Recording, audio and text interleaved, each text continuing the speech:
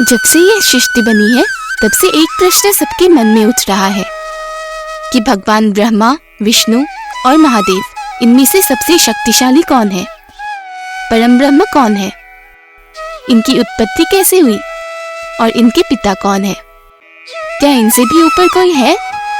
तो आइए आज जानते हैं इन सब प्रश्नों का उत्तर। इन प्रश्नों का उत्तर जानने के लिए वीडियो के अंत तक जरूर बने रहें।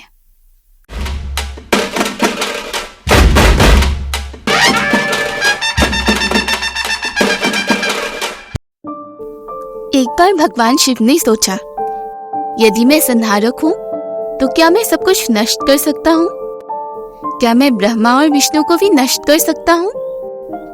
क्या मेरी शक्तियाँ उन पर भी प्रभावी होगा?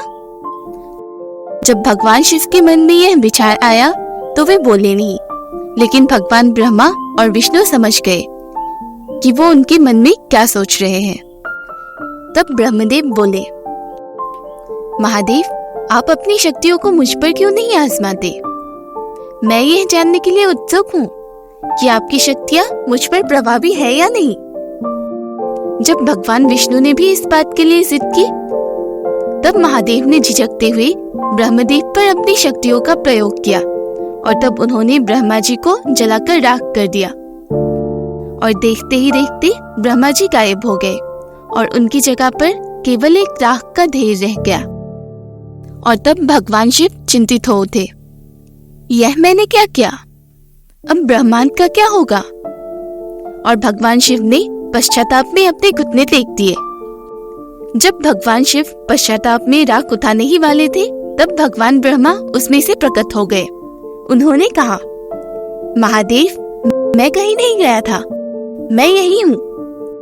देखिए, मेरे विनाश से इस राख का निर्माण हुआ है और जहाँ भी रचना है वहाँ मैं हूँ, इसलिए मैं आपकी शक्तियों से भी नष्ट नहीं हो सकता।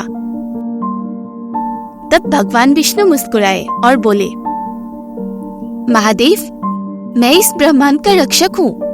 मैं भी देखना चाहता हूँ कि क्या मैं आपकी शक्तियों से नष्ट हो सकता हूँ? क्या मैं अपनी शक्तियों से अपनी रक्षा कर सकता हूँ? कृपया अपनी शक्तियों का मुझ पर भी इस्तेमाल करें।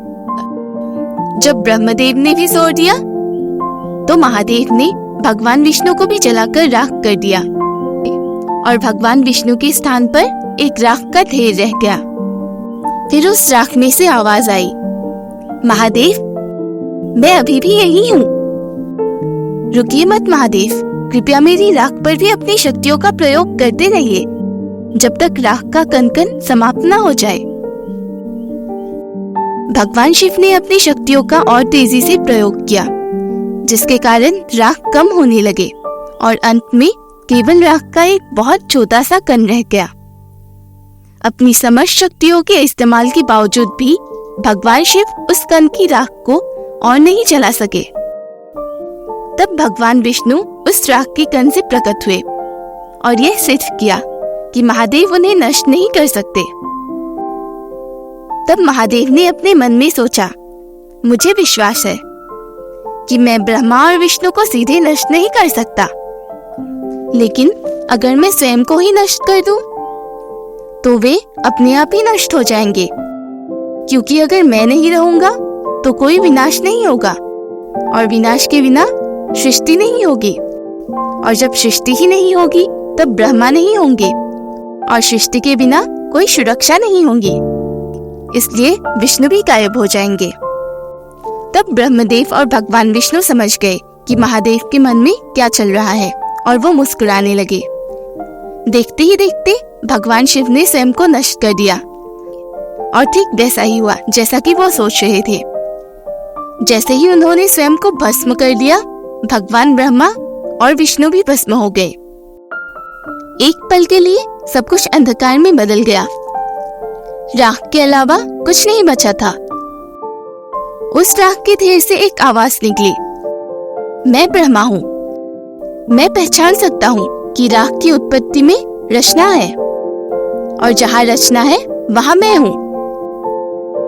और इस प्रकार पहले भगवान ब्रह्मा राख से प्रकट हुए और फिर भगवान विष्णु और फिर भगवान शिव, क्योंकि जहाँ पर रचना होगी वहां पर रक्षा भी होगी और विनाश भी होगा। तब भगवान शिव ने महसूस किया कि सर्वोच्च त्रिदेव शाश्वत है और उन्हें कोई नष्ट नहीं कर सकता। उसी घटना को याद रखने के लिए भगवान शिव ने अपने पूरे शरीर पर भस्म धारण किया। तो इस कहानी से हम यह जान सकते हैं कि ब्रह्मदेव, नारायण और महादेव तीनों एक ही है।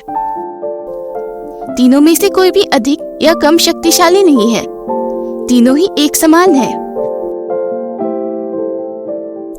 यदि कहानी पसंद आई तो वीडियो को लाइक, शेयर और चैनल को सब्सक्राइब जरूर करें। हर हर महादेव।